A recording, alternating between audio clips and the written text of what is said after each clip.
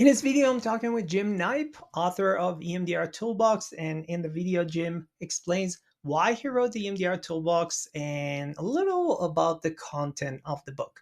Now, if you're an EMDR therapist and you're working with clients with complex trauma, this is the book you want to read. But if you're not into reading long and dense books, there's another way. There's these flashcards for learning EMDR tools. And these flashcards contain everything that is in the book and even more, as you will see Jim saying in the video. Anyway, I hope you enjoyed the video and keep learning EMDR. Why did you write the EMDR Toolbox? I wrote the EMDR Toolbox because people were telling me that they were getting a lot of benefit, a lot of value from the things that I was presenting in workshops. But people would keep coming back to workshops saying they hadn't quite gotten it yet.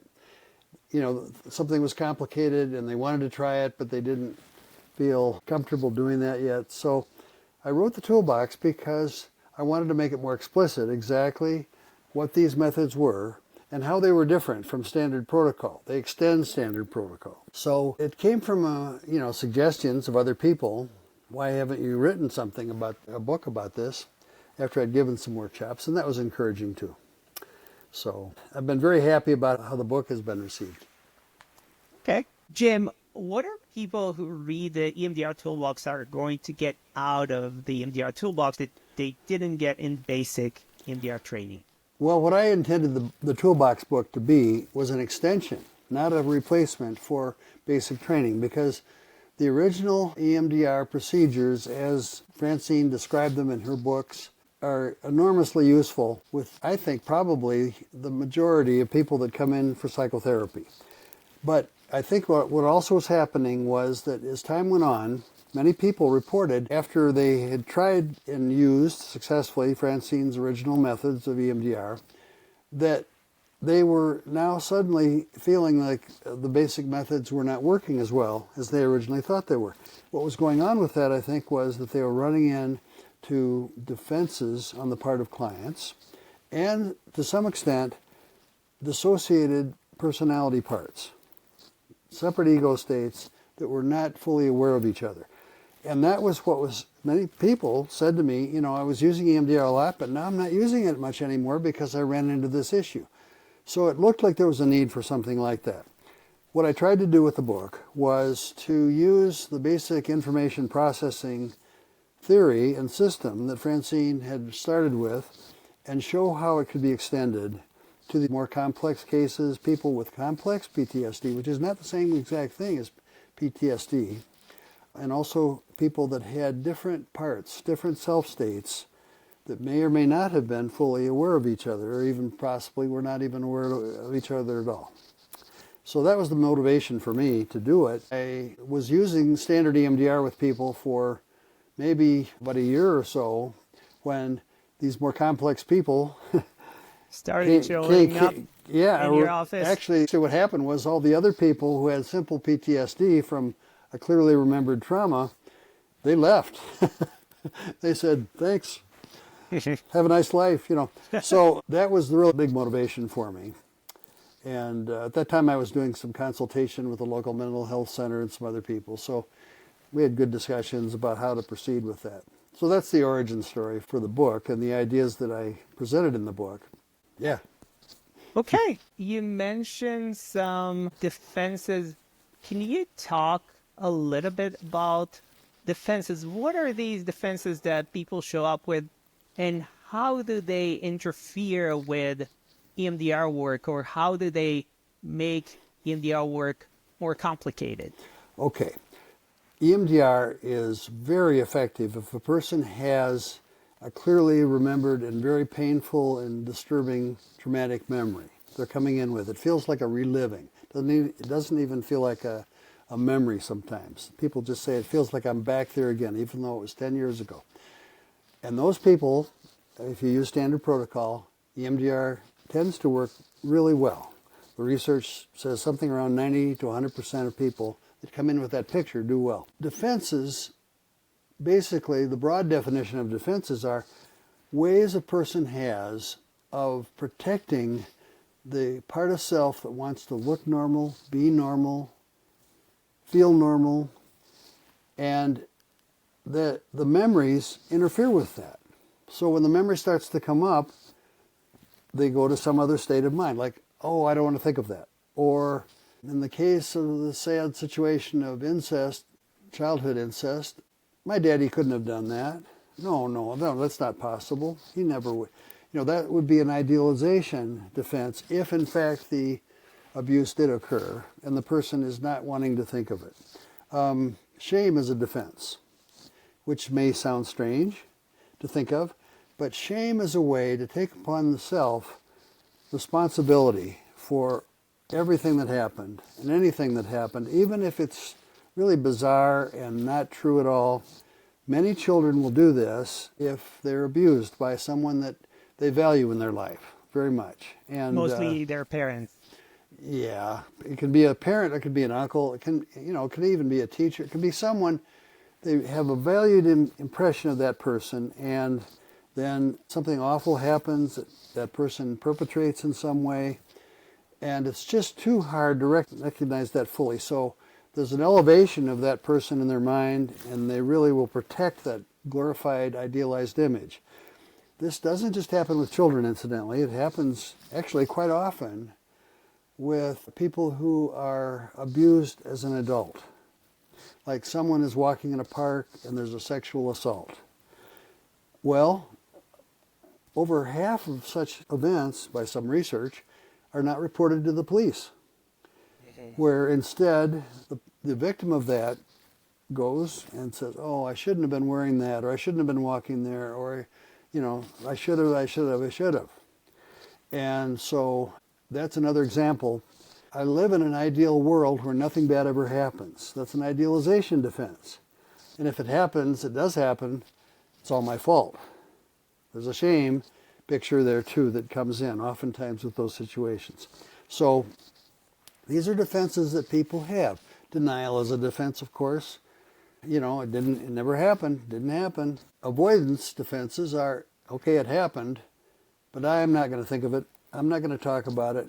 Don't ask me about it. And so these all get in the way.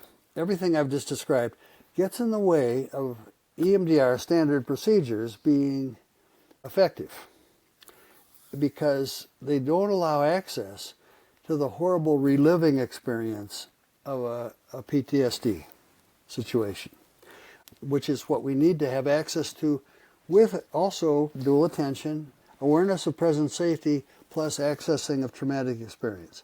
That's the key to EMDR working, and with defenses we don't get that. With dissociative disorders, it's even more extreme, because the person may initially not even know of the part of self that experienced some kind of traumatic event. They may have shut it off completely. And it still may have an influence in their life. They may have feelings they don't understand sometimes, and they think it's some kind of defect or flaw inside that they have those feelings. But the dissociative disorders are another situation that's kind of farther out on the spectrum from defenses.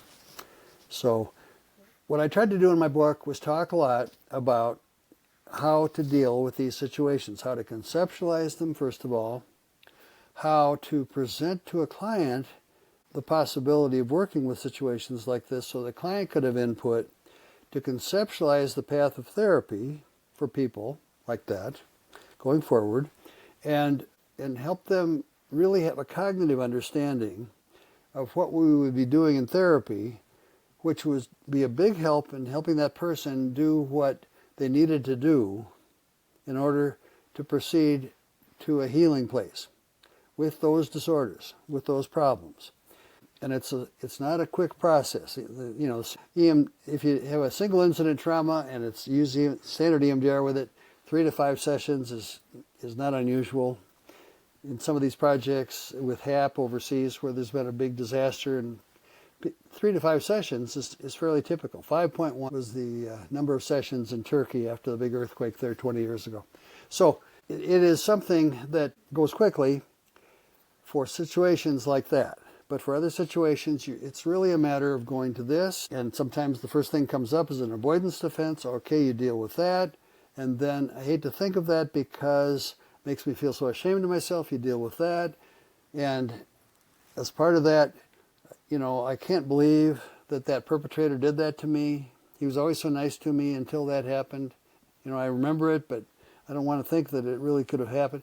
So you go through that. The part of self oftentimes that's associated is living in a trauma world, not in today's world. It's a younger world. It might even be the world of a 6-year-old, adolescent. So, And that would be the younger part, the younger ego state. it would be the part of self that experienced the abuse and now has a continuing reliving experience of the abuse when that part is triggered. But most of the time, perhaps, that part is just shoved way away and out of awareness, and the person is trying to cope in life with not having anything like that in their background. And oftentimes that will work a little bit, or maybe a lot, but sometimes there's an intrusion. If there's some reminder in the present of the awful thing that happened at age 12, suddenly the person will be shocked by an emergence of a lot of feeling, maybe pictures of the trauma, maybe even a full feeling of, gee, I'm only 12 years old. I know I'm 47 years old, but it feels right now like I'm only 12 years old. And what am I doing here, So that can happen in a clear case of a person with a dissociative disorder. But gradations of that can happen with other people that don't have a dissociative disorder, but just have a lot of separation between parts that keep a distance from each other in the person's experience. Okay, thank you. That's really helpful. So in the book, in these cards that you help Manuela develop, you talk about ovals. What are these ovals and how do they help us? Good question. Ovals are useful at several points in a therapy process. The therapist can propose to a client, once there is a clear difference between one state of mind and another state of mind, the therapist can propose that we draw ovals to represent those different states of mind. Like a clear example would be, I'm just talking here normally in your therapy office. It's nice and safe. I know you like me. I like you. We're doing fine. Oh, I remember now why we're here. And all of a sudden, the person shows something that's a piece of the PTSD. There may be a look going across the face. There may be a feeling they tell you about suddenly. There may be a withdrawal that you see. Or it can come up, in the first few sessions, the therapist might say, well, tell me about your family. Yeah, we don't need to talk about my family. So there's a kind of an avoidance going on. If the therapist sees that, and if the client has a trusting relationship with the therapist, one way that can be clarified cognitively is by making ovals on a piece of paper. This is the part of you that knows you're safe, knows you're okay, you're doing good in your life today. This is the part of you that comes up when we start to talk about da-da-da. So you can do 2 ovals that way. Then, let's say a person also says, I don't want to talk about that. And they say it in a way that makes it pretty clear there's something there to talk about, but they aren't ready to talk about it. Sometimes it then can help to do another oval for what stands in the way of talking about it, which we can call an avoidance defense or whatever it is. And the oval then can represent that, which again adds to the client having a sense of cognitive understanding of their own personality structure. Now, sometimes just that understanding can be quite therapeutic, as is often the case with good cognitive therapy. It also, though, is a good platform for using EMDR because it tells where the therapy can go to deal with the defense. And the question, there's several ways to target an avoidance defense. One is 0 to 10, how much do you not want to think of it? That's the level of urge to avoid, right, that you develop? Yes, that's one of several ways to deal with an avoidance defense.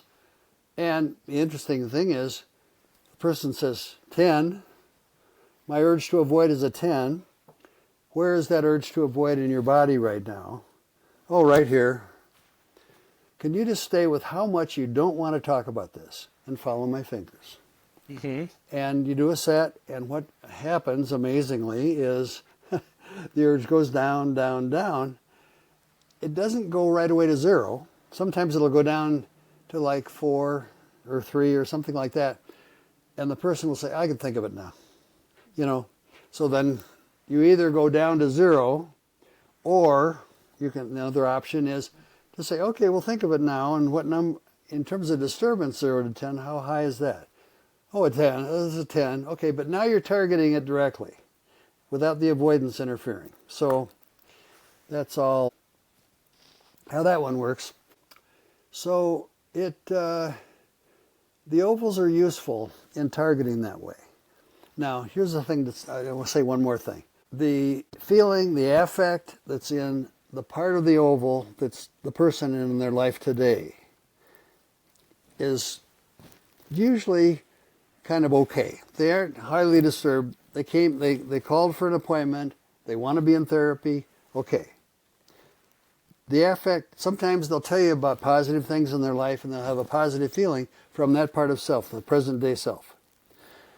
The feeling that's in the traumatic memory over here is negative, very negative, terrifying sometimes, awful. The feeling that's in defense is positive feeling. And that's what you target when you're doing bilateral stimulation, targeting a defense of any kind. Yeah. With the level of urge to avoid, which is the same scale 0 to 10 that that's right. you used for self. Yeah. Yeah. My wish to not think of this as a 10. I feel it right here. Stay with that. And you can bet over a period of a session that 10 will drop, drop, drop down. Usually to a point where the person really feels some relief and is able to begin maybe targeting some traumatic event that was contained by that avoidance. Okay, so your book, the EMDR Toolbox, is possibly the most important book in EMDR for people to learn, especially for complex trauma. And we are going to have this book taught in our EMDR learning community and the EMDR Book Club. Thank you. But you are not going to teach it because you retired and you need to travel and go to your cabin and do some fun things. Yeah. But we are going to have Manuela Spadoni from Italy teach the EMDR Toolbox. So I wonder if you can share a little bit about who Manuela is and how do you know her and how long you've worked with her. Well, we met in 2010 when I was in Milan doing a workshop there. Had some really good conversations. She is a person who I think is, even at that time, was very well respected as being a part of the EMDR community, that had a lot of experience. She was supervising other people. She and Isabel Fernandez are the main people there in Italy that are really working to do that. Shortly after I came back to the States, she asked if she could do online supervision on some cases that she was having that were kind of complicated. And so we began a process of her and I having those sessions probably on a monthly basis, beginning maybe 10 years ago. Maybe that's about as long as it's been. And I really respect her understanding of the kinds of ideas that I've been proposing, and also other people's ideas too. She's a very skilled therapist. She's now done probably 50 or 60 workshops face-to-face in Italy, and also in Spain, and also in Northern Ireland. She just did something for the EMDR Europe conference a few months ago. And she does online work with other people in other countries, all through Europe. So she's really a very skilled person. And also, I would trust her a lot to explain the ideas that I've tried to propose and that are in these flashcards. The flashcards came to be because it was her idea to do flashcards, because she was having something happen that happened to me after my workshops too sometimes. People would come up and say, this is the second time I'm taking this workshop, because I knew it was really good stuff first time I took it, but it was I just didn't get my head around it, and when it came time to use it in a session, I just didn't know exactly how to implement it, and I didn't want to take chances with my fragile client. And so I was having that kind of feedback too sometimes. And so the flashcards are a way for a person not just to understand some of these tools, but to really get them into being almost second nature. Just something that is easily accessible so that all the attention of the therapist can go right towards the client, what the client's saying and experiencing. And that's the point of it. So I really endorse that. We went over all the cards together. She was the author and I was the helper. So but we really spent quite a bit of time creating these cards. So that's kind of the story of the cards. Yeah, so we're talking about these cards, the flashcards for EMDR learning. And would you say that it covers a lot of what you talk about in the EMDR Toolbox book? It covers it and it extends it. It goes beyond what I said in the book in many situations. I give lots of examples of different things in each chapter of the book. However, I don't cover every aspect of, for example, how shame can be a defense or how a person can begin to integrate after, arriving in therapy with a dissociative disorder. And I think there's lots more information in these cards about how that can be accomplished with a person in a way that is pretty straightforward, I think. So that's the point of it. I think the flashcards do extend what is in my book. I think what is in my book, I hope, will be very valuable to a lot of people who are dealing with these more complex cases, which I think probably everybody who has a full practice has people that Of course. are not just PTSD, simple PTSD, but complex PTSD or dissociation. It's interesting for me to think what EMDR will become in the years ahead. And I think what we can look at is how EMDR will be integrated with other approaches that are also very important. IFS, for example, and structural dissociation theory, the Onur Vanderhart and colleagues' work. All of these are ideas, and Colin Ross, too, has written over the years some really beautiful ways of dealing with these complex cases. What's happening in the field right now is that people are getting training in each of these different approaches, and they are doing integration of these approaches in their offices. And many times they're writing about it, and that's, I think, where we're headed. If we could jump ahead and know what the life of a therapist is like, it may still be called EMDR, it may have a different name at that point, but I think that's an interesting phenomenon that we're part of. And that's one thing. The other thing is that there's so much pain in the world right now. And so much of it comes from what I would call people who are using a defense of fighting, which they have integrated into a personality in a very, very dysfunctional way, to somehow make other people, defeating others, a way to solve their own pain in their own life that's originated in their own traumatic experience. So that's a theory of it all, but I think it's accurate. I think we're going to see some ways of remedying that in the future. And I think it'll be something that, for someone starting in therapy right now, this is going to be an exciting time, although there's a lot of sad stuff going on out there too. So I agree. I think it's a very challenging time, but very exciting time to be a therapist. Yes. In these days, I think that a lot of what our field knows and has known for decades or even longer, we have evidence. We have the clinical and the medical and the neurobiological evidence for what we know, for the attachment, for attunement. We have research coming from the HeartMath Institute that shows us that, syncing, we're physiologically syncing with our clients. And I think this is, now we have the evidence. And I think we live in a world that we need this evidence. We need a scientific proof to what we already know. Yes, I think that's absolutely true. And our methods of processing information that is part of people's emotional pain, it really works. We saw this over and over again in the trainings we did many years ago in Gaza and in the West Bank with people who were just filled with anger. And they were able, I don't think they gave up their anger exactly. They channeled it into things that would be very productive for children, for their communities. And it was all because of the EMDR session that, you know, I could give you lots of examples of this. And that's wonderful to have that. Now that's on a very small scale, and it's one of these things that we have the pain in the world competing with the healing in the world, and it's not clear yet who's going to be ahead in this race. So Yeah, I think it's going to be a long process. yeah. Okay, Jim Knipe, thank you so much for your time. Well, Roland, thank you for really everything you're appreciate doing. You're just a real gift. So thank you for everything you're doing. Thank you. Yes, thanks a lot.